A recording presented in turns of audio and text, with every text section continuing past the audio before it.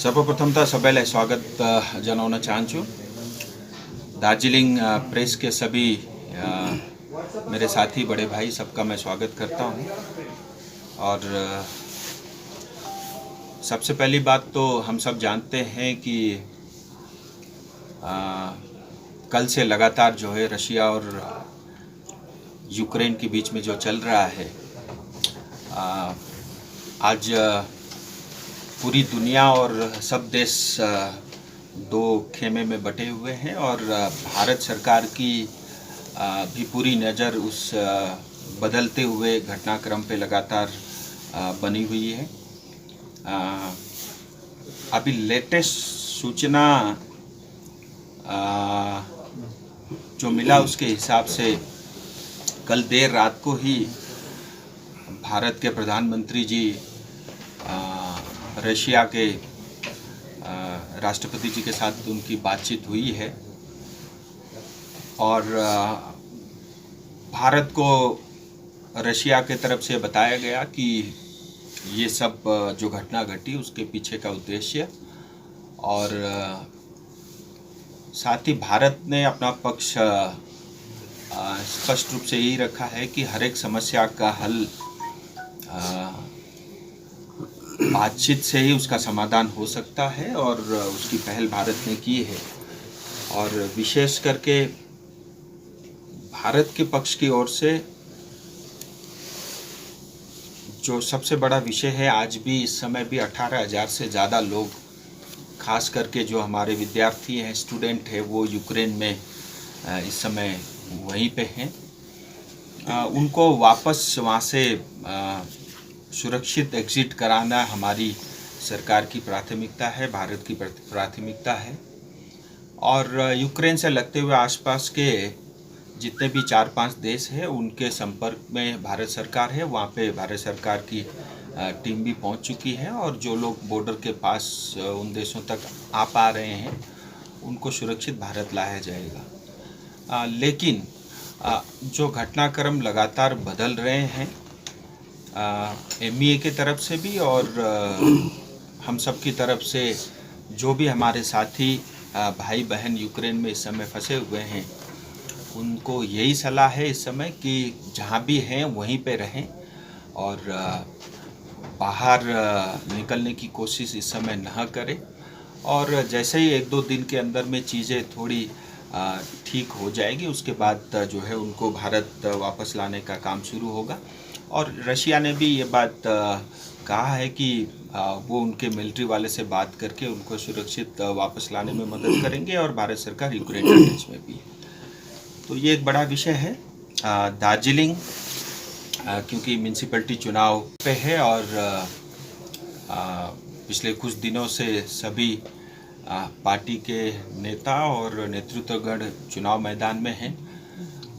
मुझे एक बात जो बहुत अच्छी लगी, बहुत सालों बाद, या जैसा मैंने सुना था उससे विपरीत पहली बार मैं चुनाव देख रहा हूँ जिसमें किसी प्रकार की कोई हिंसा नहीं है। बहुत ज़्यादा एक दूसरे के ऊपर में आरोप प्रत्यारोप भी उतने ज़्यादा नहीं है। जिस डेमोक्रेसी के अंदर में जिस पद्धति के साथ या जिस अनुशासन के साथ जो है चुनाव होने चाहिए उस तरह का चुनाव दार्जिलिंग में चल रहा है। मैं सभी पार्टी और जितने भी पार्टी के उम्मीदवार खड़े, मेरी तरफ से सबको शुभकामनाएं। हार जीत चुनाव में किसी की होती है, किसी की जीत भी होती है, किसी की हार भी होती है, लेकिन ये एक हम सबको एक अवसर मिलता है, चाहे सांसद हो, विधायक हो, चाहे वार्ड के काउंसलर हो, हम अपनी जनता की अच्छे से सेवा कर सकें। क्योंकि म्यूनसिपैलिटी ये ग्रास रूट जो है एक डेमोक्रेसी का हिस्सा है। हमारी जनता के लिए, दार्जिलिंग के समाज के लोगों के लिए शायद सांसद इतना काम ना आए, शायद विधायक उतना काम ना आए, लेकिन वार्ड के जो हमारे काउंसलर होते हैं वो हमारे लिए सबसे ज़्यादा काम आते हैं। हर एक छोटे से लेकर के रोज़मर्रा की चीज़ों में उन्हीं का ही बड़ा रोल रहता है। भारतीय जनता पार्टी और हमारे गठबंधन साथी हम लोग GNLA की तरफ से 22 उम्मीदवार हैं और बीजेपी के 8 उम्मीदवार मैदान में हैं। 24 और 8 उम्मीदवार जो है मैदान में हैं। मेरी यही अपील रहेगी जनता से। हमने सभी पार्टी को देखा है और सब पार्टी के नेताओं को भी हमने देखा है और हम सब ये जानते हैं कि म्यूनसिपैलिटी भारत की सबसे पुरानी एक म्यूनसिपैलिटी में से है। गोरखाओं का जो है दिल दार्जिलिंग में धड़कता है। महाकाल बाबा हो या सिंचल देवी का आशीर्वाद दार्जिलिंग के ऊपर में है और विशेष करके गोरखा समाज की हमारी भाषा की सुरक्षा हो, हमारा साहित्य हो, हमारी कला संस्कृति से लेकर के जो कुछ भी हमारी गोरखाओं की धरोहर है, तमाम भारत या विदेश में रहने वाले गोरखाओं को प्रेरणा दार्जिलिंग देता रहता है।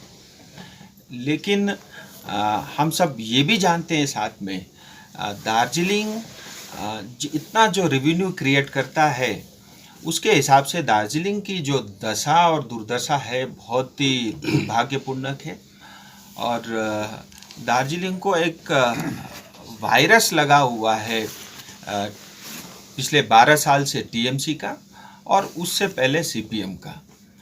तो इस वायरस से दार्जिलिंग को मुक्ति दिलाना दार्जिलिंग की तमाम जनता पॉलिटिकल पार्टी का मुझे लगता है पहला कर्तव्य है। बहुत सारे विषय इस चुनाव के दौरान में आए हैं, गोरखालैंड को लेकर के, बीपीएस को लेकर के, 11 जनजाति को विषय को लेकर के। मैं स्पष्ट एक बात कह देना चाहता हूँ, ये इस चुनाव का मुद्दा नहीं है।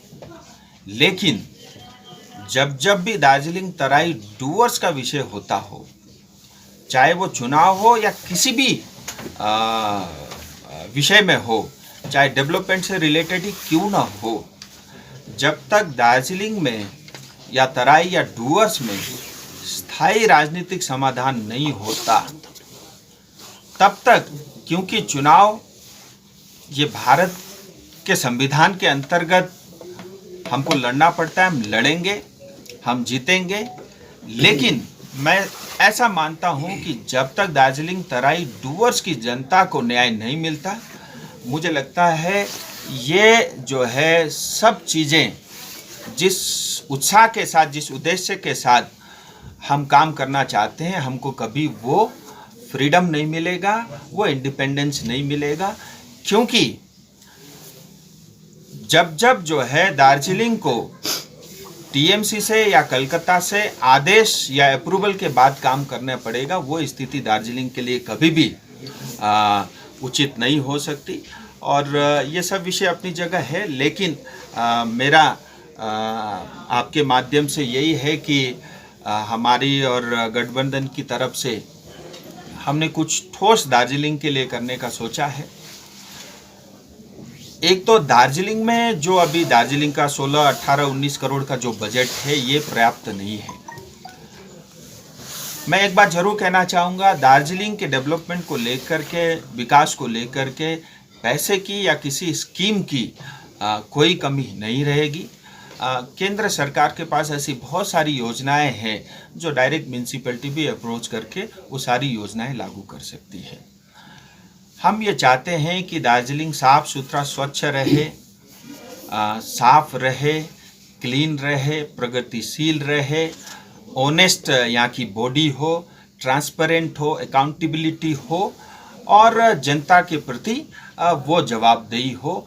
इस तरह का जो है म्यूनसिपैलिटी हमारी सोच में है। और रही बात डेवलपमेंट की, चाहे यहाँ जो सबसे बड़ी समस्या आज देखिए पीने की पानी की है, और इतना मतलब 205 करोड़ रुपया तो केंद्र सरकार की तरफ से सिंगल चेक आया था अमृत स्कीम के थ्रू यहाँ पे पानी की योजना को लेकर के। लेकिन दुर्भाग्य ये है कि 205 करोड़ रुपया हमारे ही अपने नेता खा गए, यहाँ तक कि पाइप भी चोरी करके खा गए। आज दार्जिलिंग की जनता के लिए सबसे बड़ी समस्या जो है पीने की पानी की है। हर घर जल हो या अमृत स्कीम हो, उसके अंतर्गत ये हम इंश्योर करेंगे 2023 के अंत तक हर एक परिवार को नल से शुद्ध पीने का पानी उनको मिले, ये हमारी प्राथमिकता रहेगी। इसी तरह से जो है ट्रैफिक की, मल्टी लेयर्स पार्किंग की, जो हमारे पास स्टेट नहीं भी देगी, रेलवे के पास इतना पर्याप्त हमारे पास ज़मीन है कि हम जो है पार्किंग की, मल्टी लेयर पार्किंग की व्यवस्था वहाँ पे कर सकते हैं। वो हम करेंगे और ट्रैफिक डिकंजेशन करने का काम करेंगे। इतना ही नहीं, मैं आपके माध्यम से ये भी कहना चाहूँगा कि सिलीगुड़ी से लेकर के दार्जिलिंग आने के लिए अल्टरनेटिव हाईवे अप्रूव हो चुका है और वो काम भी अभी डीपीआर लेवल पे चल रहा है, बहुत तेज़ी से उसका काम होगा। तो ट्रैफिक और पार्किंग को लेकर के हम काम करेंगे। आपको पता ही होगा, रिसेंटली जो भारत सरकार ने बजट पेश किया उसमें पर्वतमाला जो योजना है विशेष करके पहाड़ी क्षेत्र के लिए है, और जहाँ पे ये हमारे पुराने जो कन्वेंशनल तरीके से नहीं पहुँचा जा सकता, आज 31 नंबर वार्ड देखिए, ऐसे बहुत सारे वार्ड है जहाँ आज भी सड़कें नहीं है। तो हमने ये निर्णय लिया है कि हम जो है 3 जगह पे जो है रोप पे यहाँ पे हम केबल कार जो है शुरू करेंगे। वो 2 से 4 किलोमीटर के अंदर का रहेगा। जितना मुझे याद है, एक तो हम लोग जो है ये सिंगला तक, सिंगमाड़ी से लेकर के सिंगला तक एक रोप पे हम लोग उसको बनाएंगे, और एक जो है आपका बतासे से रॉक गार्डन, और तीसरा एक कौन सा था, तीसरा 3 जगह पे ऐसे हम लोग जो है रोपे बनाने का काम भी करेंगे। कुल मिला के मैं ये कहना चाहता हूँ कि दार्जिलिंग की जनता को लेकर के उनके विकास डेवलपमेंट से लेकर के अन्य जो भी गोरखाओं से जुड़े मुद्दे उन सब में हम काम करेंगे। ये हमारी संकल्प है, और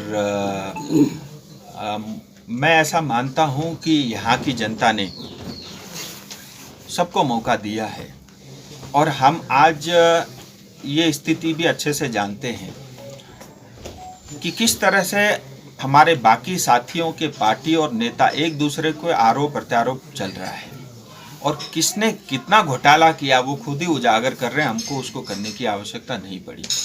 मेरा व्यक्तिगत तौर पे मानना है कि दार्जिलिंग की जो स्वाभिमान, दार्जिलिंग की जो गरिमा है, उसको उठाने का काम यहाँ के नेता नहीं, यहाँ के जनता के कंधों के ऊपर में आया है। ये एक अवसर है कि हम सब मिलकर के साफ सुथरे छवि वाले जो नेता हैं, जो दल के लोग हैं, उनको अपॉर्चुनिटी, उनको मौका दे ये म्यूनसिपलिटी बनाने के लिए। बस यही बातें मैं आपके माध्यम से कहना चाहूँगा, और आपके कुछ सवाल होंगे। राजू जी, जैसे वार्ड में जैसे तपाईँको इस्यु इम्पोर्टेन्ट होइन, यहाँ हिन्दीमा आन्सर दिन्छ, ठिकै कुरा गर्नुभयो तपाईँले। तर जब एमएलएज्यू तपाईँको छेउमा बस्नु भएको छ, उहाँले अस्ति इन्टरभ्यू दिनुभएको थियो कि जुनै पनि इलेक्सन्स, इभन ट्रक ड्राइभरको इलेक्सन्स पनि हामी जातिको इस्युमा लड्छौँ भनेर। सो देखिए, मैं पहले नेपाली में कोशिश करूँगा, फिर हिंदी में। त्यसमा के भन्दा चाहिँ इम्पोर्टेन्ट होइन, मैले कहीँ पनि भनेको छैन on my statement which is on record.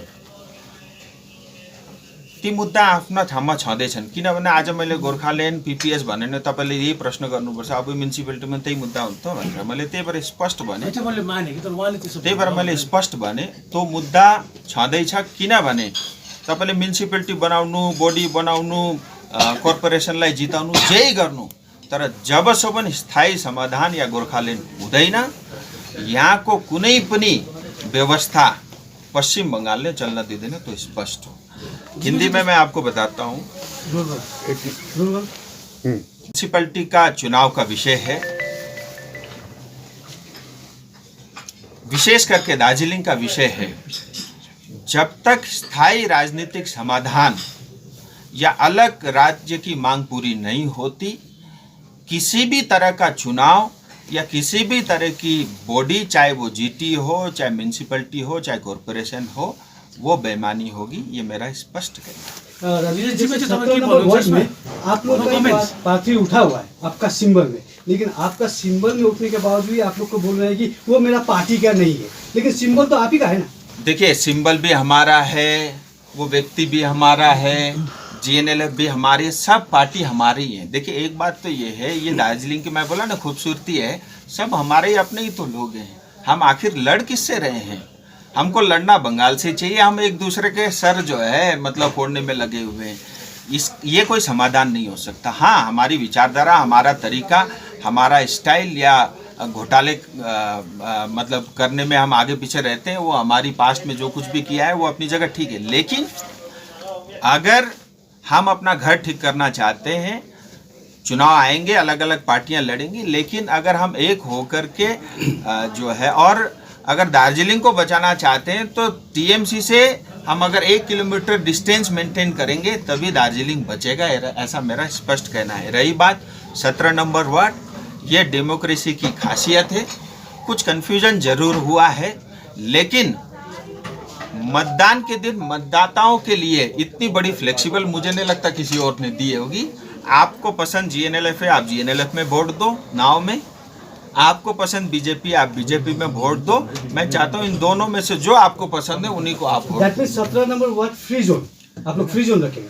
देखिए, ये फ्री जोन कॉन्सेप्ट तो बॉर्डर में होता है, ये तो दार्जिलिंग का म्यूनिसिपैलिटी चुनाव चल रहा है। अलायंस दोनों मेरे लिए दोनों अपने हैं, और मैं चाहता हूँ कि अगर कोई ऐसी स्थिति हो दोनों जीत सकते हैं तो दोनों जीते। मेरी दोनों को शुभकामनाएं हैं। दोनों को लगता है कि मैं जीतूंगा, अब जो भी जीतेगा वो हमारा ही है, चाहे वो बीजेपी हो चाहे जीएनएम। मुझे लगता नहीं ये बहुत बड़ा विवाद का विषय है।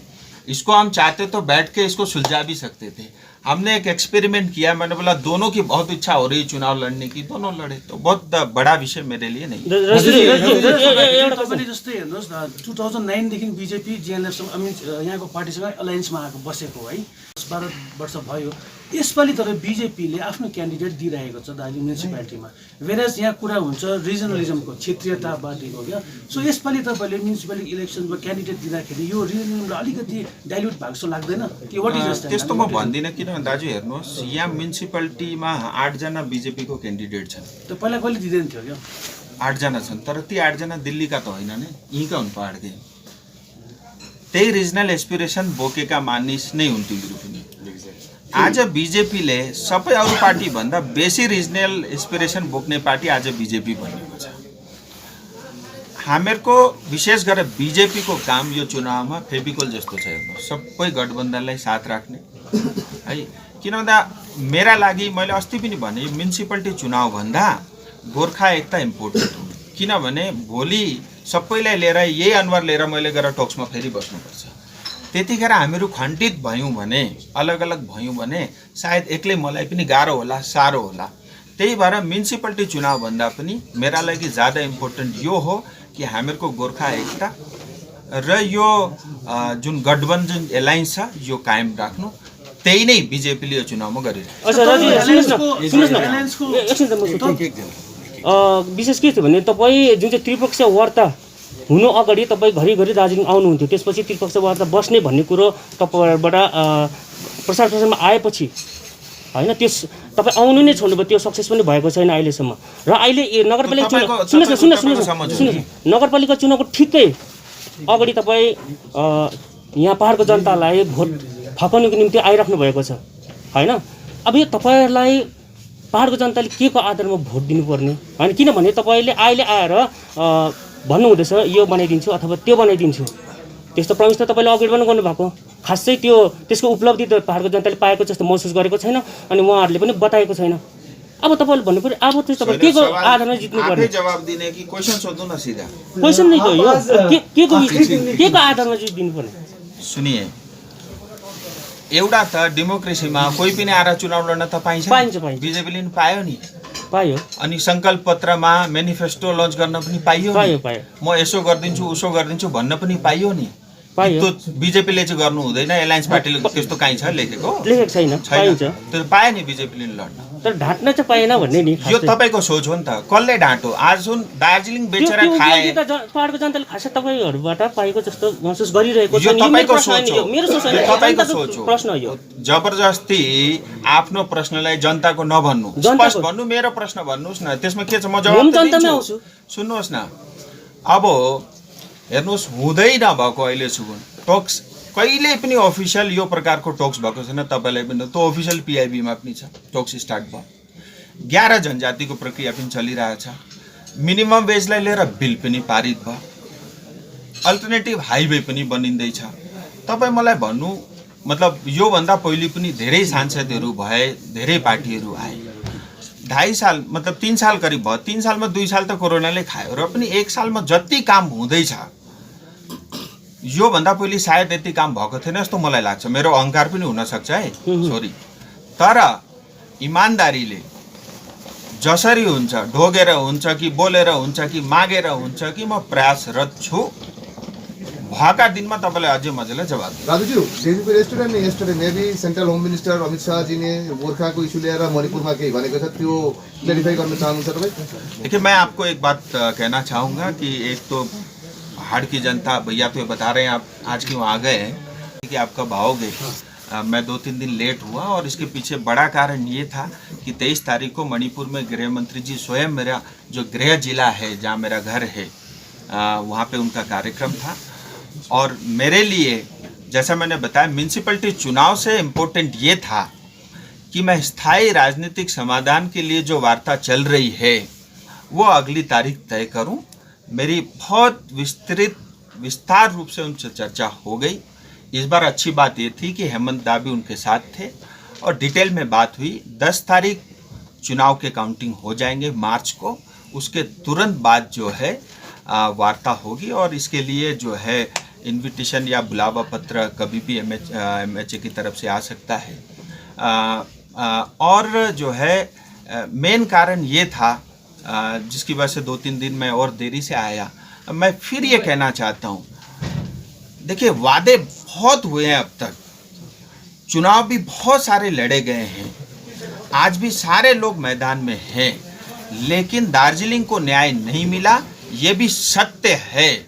और जब तक स्थायी समाधान नहीं होगा तब तक दार्जिलिंग को जो न्याय मिलना चाहिए वो नहीं मिलेगा, क्योंकि कभी भी पश्चिम बंगाल सरकार ये नहीं चाहेगी कि दार्जिलिंग के लोग अपने पैर पे खड़े हों, क्योंकि उनको पता है कि ये पैर पे खड़े होंगे फिर ये अपनी डिमांड रेज करेंगे। उनके लिए ये बहुत सरल है कि दार्जिलिंग की जनता को कमज़ोर करो, दार्जिलिंग से जितना रेवेन्यू कलेक्ट कर सकते हैं आप कलेक्ट करो, बदले में कुछ मत दो, ये स्पष्ट है। अगर आज देखिए, हमारे बड़े बड़े नेता TMC के आते हैं, पहाड़ में डेवलपमेंट की बात करते हैं, पट्टा की बात करते हैं, लेकिन ये भी सत्य है ना, 2 महीने पहले मुख्यमंत्री आके स्वयं ये बोलती है कि अगर मैं पर्जा पट्टा दूंगी तो मैं व्यापार कहाँ से करूंगी। ये तो ऑन रिकॉर्ड है। और दूसरे उनके नेता आकर के कहते हैं हम पर्जा पट्टा देंगे, तो ये दोनों बात तो सही नहीं हो सकती। सो इसीलिए ये सब चुनाव आएंगी जाएंगी, मेरे लिए आज भी ज़्यादा रिलेवेंट और इम्पोर्टेंट ये है कि हमारी वार्ता जल्द से जल्द हो और उसमें से जो निकलेगा वो दार्जिलिङ का भविष्य हो। प्रधानमन्त्रीले पनि त भन्नुभएको थियो 11 जातलाई हामी जनजातिमा दिन्छौँ भनेर। राजु विष्टले भनेको नि त। आजसम्म दिन सक्नु छैन नि, के कारण हो त? हेर्नुहोस्, हरेक प्रोसेसमा जुन पनि काम पार्लियामेन्टका थ्रु हुन्छ त्यसमा टाइम लाग्छ। हेर्नुहोस्, कुखुराको पोथी पनि ओथारा बस्दाखेरि 21-22 दिन बस्नै पर्छ। यो एउटा लङ प्रोसेस हो, तर फास्ट टक भयो। टकका बादमा ब्याकग्राउन्डमा आज धेरै गृह मन्त्रालयले काम गरिरहेको छ, धेरै मान्छे दार्जिलिङमा पनि घुमेर गए, यो हामीहरू सबैलाई पनि थाहा छ। सायद म चाहन्छु, यो मलाई विश्वास पनि छ, यो सेकेन्ड राउन्ड अफ टकमा केही न केही एउटा कन्क्रिट समाधान निस्किन्छ होला भन्ने मलाई पुरा विश्वास छ। तर ट्राइबल स्टेटसको जुन ट्राइबल स्टेटको इस्यु त 2014 मा उठाएको नि, प्रमिस गरेको नि है, त्यो अलमोस्ट 10 वर्ष हुन आँट्यो। लेकिन लामो नै ज्यादा बेसी लामो भइस लाग्यो नि उलाई। I fully agree Raju. हेर्नुहोस्, टाइम लाग्यो, यत्रो टाइम सायद नलाउनु पर्थ्यो, तर जे भयो, अब किन भएन, के कारण थियो, म त्यतातिर जान्न। यो विषयमा अहिले मैले बेसी बोल्न पनि ठिक हुँदैन, तर एउटा चाहिँ अन रेकर्ड म भन्न चाहन्छु, फास्ट वार्तामा गृह मन्त्रीजीले स्पष्ट भनिसक्नु भएको छ, बहुत तेज गति के साथ ये प्रक्रिया शुरू करेंगे और जल्द से जल्द आपको इसकी खुशखबरी देंगे। तो प्रक्रिया चली रहा है। आई एम होपफुल कि चाँडै यसको केही न केही घोषणा अवश्य। स्ट्र्याटेजी चेन्ज गर्नु भएको छ, पर रि-इन्क्लुजन भन्नुहुँदैछ। I think reinclusion is a better word. Is that a change of strategy? तपाईले चेन्ज गर्नु, हेर्नुहोस्, डिमान्ड होस् कि रि-इन्क्लुजन होस्, मेरा लागि ज्यादा इम्पोर्टेन्ट यो हो कि त्यसको घोषणा होस्। तपाईले अघि भन्नुभयो नि, यो इलेक्सन चाहिँ तपाईको युनाइटेड फेस देखाउनुको लागि, अल गोर्खाजहरुको युनाइटेड फेस देखाउनुको लागि हो भनेर है। And I think it's a good message also. तर जुन चाहिँ म्युनिसिपालिटी इलेक्सनमा जुन चाहिँ म्युनिसिपल इलेक्सन हुन गएको छ यसमा तपाईँको अलायन्स पार्टनर्सहरू अरू पनि छ नि, जस्तै सुमेटी, सिपिआरएम, एबिजिएनहरू पनि छ। उहाँहरूको एकजना पनि नेताहरू तपाईँहरूको कुनै पनि क्यान्डिडेट जिएनएलएफ होस् या बिजेपीको लागि होस् आएर क्याम्पेन गरेको छैन या पक्षमा पनि बोलेको छैन मिडियामा। So how is the United face coming? या युनाइटेड फेस देखिएको छैन नि। हेर्नुहोस्, हामीहरू त गठबन्धन एलायन्स दल नै भन्दैछौँ है। उहाँहरूका सम्पर्कमा म छु पनि, सबैसँग मेरो बातचित पनि भयो। उहाँहरूले मतलब पार्टीमा सरसल्लाह गरेर यही निर्णय लिनुभयो, भाइ हामी क्यान्डिडेट नदिने, क्यान्डिडेट तपाईँहरू दिनु, हामीहरू सबै साथमा छौँ, त्यति मात्रै। It's very simple. क्याम्पेन चाहिँ किन आएको छैन भन्ने कुरा क्याम्पेन जहाँसम्म मलाई थाहा छ एकाध जग्गा आए पनि होला, आज पनि आउनु हुँदैछ है। अनि हामीहरू पनि त्यति फोर्स नगरेको, किनभने उहाँहरूले आफ्नो क्यान्डिडेट पनि दिएको छैन। तर हामीहरूले बारम्बार जति पनि हामीहरूको ठुलो कार्यक्रम हुँदैछ इन्भिटेसन उहाँहरूलाई पठाइरहेको छौँ। सो मतलब मुझे नहीं लगता ये बहुत बड़ा विषय है मेरे लिए। अच्छी बात ये है, देखिए मैं अलायंस पार्टी की बात करता हूँ। मन घिसिंग जैसा सीधा सिंपल और व्यक्ति जो है नहीं मिल सकता। आरबी राय सर जैसे इतने मैच्योर्ड और अपने डिमांड को पुरजोर तरीके से गृह मंत्री के सामने भी हंसते मुस्कुराते हुए रखने वाले व्यक्ति हमको नहीं मिल सकते। चाहे वो हमारे दावा पाकिम जी हो, चाहे हमारे प्रताप जी हो, चाहे सुमिति हो, मुझे लगता है, और बीजेपी, मैं बीजेपी को नहीं भूल सकता। मुझे लगता है ये आपस में इतना अच्छा सद्भाव, प्रेम भाव है, कभी लड़ाई झगड़ा मैंने नहीं देखा। मुझे लगता है ये हमारी विशेषता है। हाँ, ये ज़रूर है कि बड़े धुआंधार भाषण देने वाले शायद नहीं होंगे, वो लोग नहीं होंगे जो है टेबल ठोक ठोक के, छाती ठोक करके बोलते होंगे, लेकिन दिल्ली में जा कर के वो सब आवश्यकता भी मैं नहीं समझता। और जो लोग हैं अच्छे हैं, ईमानदार है, इतना मैं जानता हूँ, और हम लोग बेईमानी नहीं करेंगे। और मेरा ये क्लियर स्टैंड है, अगर दार्जिलिंग तराई डूवर्स की जनता को, मैं ऑन रिकॉर्ड बोल रहा हूं, 2024 से पहले न्याय नहीं मिलेगा। राजू बिष्ट राजनीति से त्याग पत्र देगा और भविष्य में किसी प्रकार का चुनाव मैं नहीं लड़ूंगा। इतना प्रचार करके भी लड़े थे, लेकिन वहाँ पर सक्सेस नहीं हुई सिलीगुड़ी में। तो लेकिन दार्जिलिंग में क्या आप आज एक दिन आके सक्सेस हो सकते हैं? देखिए, मैं वही बोला, दार्जिलिंग की तमाम जनता हमारी तो है। हमारी जनता जब हम ही है मैदान में, तो हम हार तो हो नहीं सकती, जीती जीते। रही बात सिलीगुड़ी, 0 थे, लेकिन इतना दम लगाया कि हमने कोई कसर नहीं छोड़ी। और तब मेरे पास जो है मणिपुर और उत्तर प्रदेश का चुनाव भी नहीं था, मेरे पास समय था, और मैं अपने चुनाव में जितनी मेहनत नहीं की थी उससे ज़्यादा मैंने सिलीगुड़ी में की। और कम सीटें आई हैं तो उसकी जिम्मेदारी मैं लेता हूँ, 5 आई है मैं अपनी पार्टी को देता हूँ।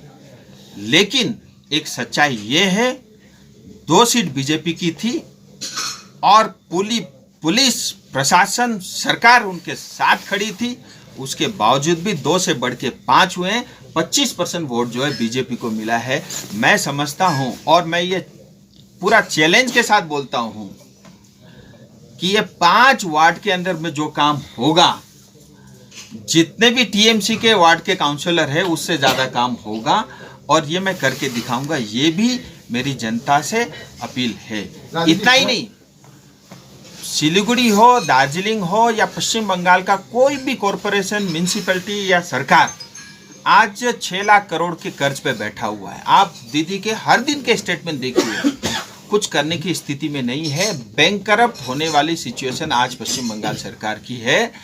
हम सब का भविष्य बहुत अंधकार में है। इसीलिए मतलब जिस परिपाटी में, जिस तरीके से, स्टाइल से जो है पश्चिम बंगाल सरकार चल रही है, ये दुर्भाग्य है। जल्दी इनको अपना रास्ता, तरीका बदलना होगा। बहुत भारी इन्वेस्टमेंट जो है लाने की आवश्यकता है, भारी परिवर्तन जो है, क्योंकि 5 साल सरकार है, ये मेरी भी सरकार है, और अपने तौर तरीके को बदल करके जो है बंगाल को सुरक्षित रखना और बंगाल को प्रगतिशील रखना, ये टीएमसी सरकार का काम।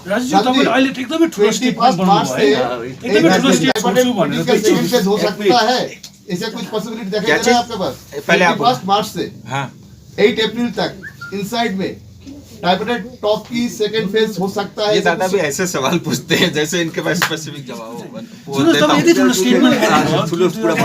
के दिएन भने तपाईले राजनीति छोड्छु भन्दै, सो लाइक इट्स हामी यति साह्रो ठुलो देखिए, मैं नेशनल स्पोक्सपर्सन है बीजेपी को। मैं अभी दार्जिलिंग का सिर्फ सांसद हूँ। मेरा राजनीति में आना कोई उद्देश्य नहीं था। मैं आज भी राजनेता नहीं हूँ और मुझे मौका मिला 5 साल दार्जिलिंग की जनता का सेवा करने का।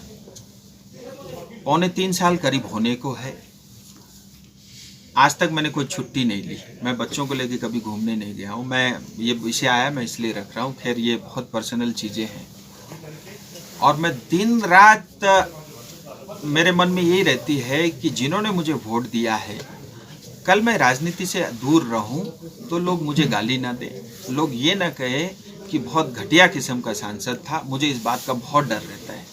इसीलिए मैं प्रयास करता हूं कि जनता ने जो आशीर्वाद जो प्यार मुझे दिया है, दिन रात एक करके भी मैं उसके लिए करूं। और मेरी पार्टी से, मेरे शीर्ष नेताओं से बार बार दार्जिलिंग का विषय को लेकर के चर्चा हुआ है और मुझे पूरा विश्वास है कि अगर कोई समाधान करेगी तो भारतीय जनता पार्टी ही करेगी। दम भी है और किया भी है और कोई कर नहीं सकता, ये मैं लिख करके दे सकता हूं। अगर इस 5 साल के दौरान भी, क्योंकि मैं इतनी बार जनता को बोला हूं, अगर ये काम नहीं होते तो मेरा सांसद बन के इस कुर्सी में बने रहना ये मेरे से होगा भी नहीं। और मुझे लगता है ये मेरे व्यक्तिगत उसके लिए भी उचित नहीं है और फिर मैं ऐसा मानूंगा कि मेरे से ये काम नहीं हुआ और मैं ज़्यादा पसंद करूंगा कि मैं दूसरों को जो है कुर्सी दे दूं। और तपाईँको इन्टेन्सन माथि मैले सोधेको होइन कि तपाईँको हेर्नुहोस् है, तपाईँको इन्टेन्सन उत्तर नेपालीमा दिनुहोस् न, कारण यहाँ गोर्खा नेपाली बस्ने गर्छ। आज तपाईँले एकदम तपाईँलाई बुझ्ने र हेर्ने पनि नेपाली जनता नै हो। 2019 को लोकसभा इलेक्सनको याद गऱ्यो भने तपाईँले लास्ट डेमा एउटा जनसभा गर्नुभएको थियो चौरास्तामा। त्यहाँ तपाईँले चाहिँ Gorkhaland for the first time use गर्नुभएको थियो कि मेरो डिमान्ड पनि गोर्खाल्यान्ड हो। That was also the last day. आज पनि चुनावको last day of the municipality day हो है।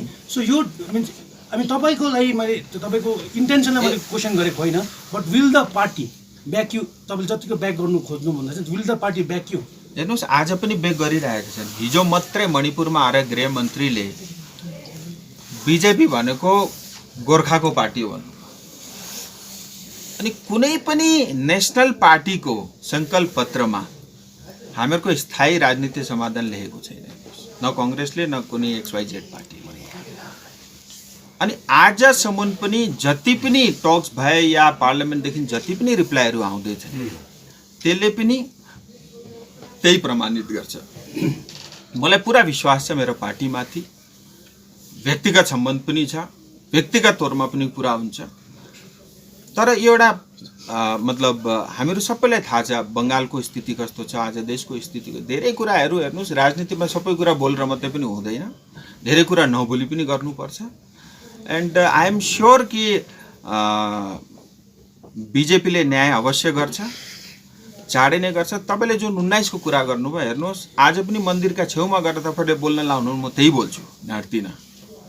तर म एउटा कुरो पनि स्पष्ट बताउन चाहन्छु, मेरो चुनावको दिनमा थिएन त, मेरो चुनाव त भइसकेको थियो, भोट पनि हालिसकेका तो एमएलए को बाई इलेक्सनको चुनावको दिन थियो। अनि हेर्नुहोस्, मैले अघि पनि भने मन्दिरमा गएर अब त्यो प्राङ्गणमा गएर ढाँट्नु त भएन, मेरो मनमा त जे छ त्यो त निस्किन्छ। जुन चाहिँ स्थायी राजनीतिक समाधान भन्नुहुँदैछ नि तपाईँको कार्यकालभित्र चाहिँ हुन्छ भनेपछि मलाई पुरा विश्वास छ। प्रक्रिया भनेपछि यस्तो हो, तपाईँको कार्यकालभित्र भएर अहिले दार्जिलिङ नगरपालिका चुनाव चलिरहेको छ, यो जित्नुलाई त्यो मुद्दा त न हेर्नुहोस्, म त्यति सस्तो राजनीति गर्दिनँ। हजुर, म त्यति सस्तो राजनीति गर्दिनँ अनि त्यति सस्तो राजनीति गर्न पनि आएको होइन। जनताले मेन्डेट दिएको नै स्थायी राजनीतिक समाधान गरेको त तपाईँ मेरो कार्यकालभित्र चाहिँ स्थायी राजनीतिक समाधान गोर्खाको अब मेरो सुन्नुहुन्छ कि क्वेसन मात्रै क्वेसन माथि क्वेसन गर्नुहुन्छ। हेर्नुहोस्, जनताले मेन्डेट दिएको स्थायी राजनीतिक समाधानका लागि हो एलायन्स पार्टीलाई। एलायन्स पार्टी बिजेपी सबै गठबन्धन मिलेर स्थायी राजनीतिक समाधानका लागि काम गर्दैछ। यो सार्वजनिक सोशल मिडिया, नेशनल मिडिया उन रिकॉर्डमा पनि छ हो। दोस्रो चरणको वार्तामा ढिलो भयो, त्यसका धेरै कारणहरू पनि छन्, तर चाँडै वार्ता हुन्छ। मेरा लागि सबभन्दा ठुलो काम स्थायी राजनीतिक समाधान दार्जिलिङ। राजु, तपाईँ सानो क्लेरिफिकेसन कि मलाई चाहिएको स्टेट सेन्टरले without putting the funds from the centre state आजकल दिनु सक्छ बिकज एकजना अलायन्स पार्टनरले 13 फाइनेन्स कमिसनको कुरा गर्दै थियो अस्ति एउटा अन्तर्वार्तामा सो इज इट पोसिबल कि कुनै फन्ड डिरेक्टली विदाउट द स्टेटको रूप गरेर ल्याउन सक्ने दोनों सवाल, ये आखिरी सवाल होगा। स्पेसिफिक डेट जो आपने पूछा 10 मार्च के बाद होगा। मैं स्पेसिफिक डेट अभी ऐसे पब्लिकली नहीं बता सकता क्योंकि वो चिट्ठी आएगी तो उससे हो जाएगा। दूसरा, विवेक जी ने जो सवाल पूछा बहुत ही वाजिब सवाल है कि क्या केंद्र सरकार direct without the involvement of state दे सकती है। ये एक बहुत बड़ा और बहुत ही जिम्मेदार वाला प्रश्न उन्होंने पूछा है। मैं आपके माध्यम से बताना चाहूँगा 2014 के बाद भाजपा की सरकार बनी, उसके बाद हमने देखा है कि किस तरह से गांव, पंचायत, म्यूनिसिपैलिटी, कॉरपोरेशन को मजबूती देने का काम भारत सरकार ने किया है और बहुत सारे ऐसे स्कीम है जो डायरेक्ट जो है म्यूनिसिपैलिटी को दिया जाता है। हमारे 2, 4, 5 बड़े काम है वो स्टेट की तरफ से हो भी नहीं सकते और मुझे पूरा उम्मीद है चाहे वो रोपवे हो, चाहे हाईवे का विषय हो, चाहे पानी का विषय हो, जो प्रमुख हमारे विषय हैं।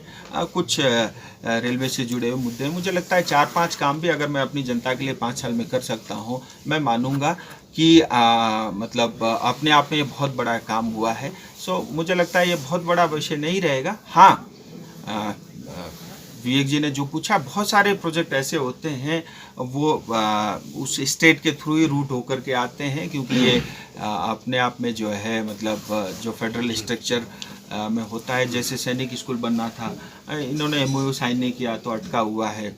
कालिम्पोंग को मेडिकल कॉलेज मिलना था, उस पर इन्होंने कुछ नहीं किया तो वो अटका हुआ है।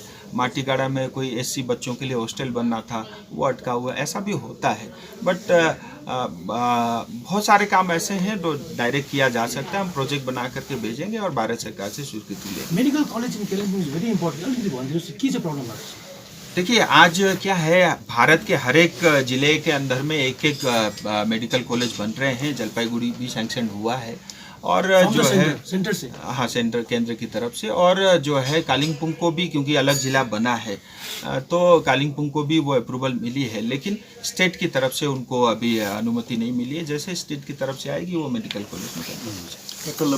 चलिए, बहुत बहुत धन्यवाद। Thank you.